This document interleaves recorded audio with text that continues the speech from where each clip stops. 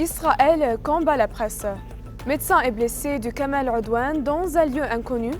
Et l'occupation reconnaît la chute de nombreux soldats dans l'embuscade d'Al-Shagharia. Un enfer sur terre. C'est ainsi que Philippe Lazzarini, le commissaire général de l'UNRWA, a décrit la situation dans la bande de Gaza après une visite sur place, soulignant que les habitants du territoire ont désormais besoin de tout au sens littéral du terme. Il a affirmé que la capacité de l'organisation à fournir des services à Gaza est sur le point de s'effondrer.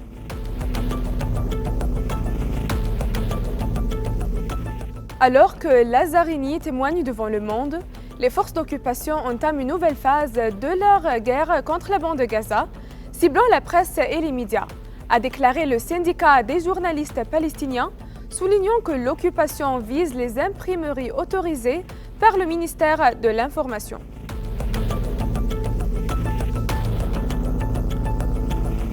Ce n'est pas seulement une question de presse locale palestinienne. L'armée d'occupation a interdit l'entrée aux journalistes internationaux via le passage d'Erez vers la bande de Gaza.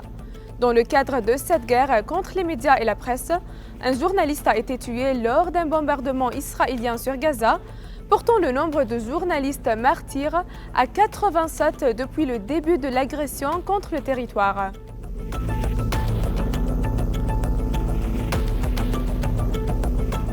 L'assaut des forces d'occupation contre l'hôpital Kamal Udwan entre dans une nouvelle phase.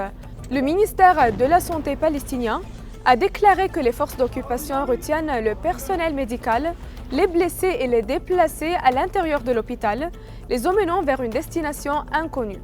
Le siège de l'hôpital se poursuit avec des tirs et des obus tirés à l'intérieur de ces bâtiments.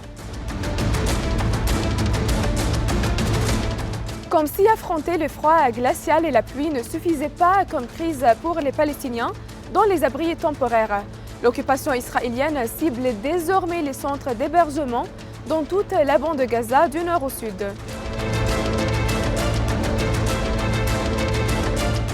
De l'autre côté, les forces d'occupation ont annoncé la mort de 10 de leurs militaires lors des combats dans la bande de Gaza, incluant le commandant du 13e bataillon dans la brigade Golan de l'armée israélienne, tombé dans une embuscade tendue par des factions palestiniennes à une patrouille de l'occupation dans le quartier d'Al-Shagharia.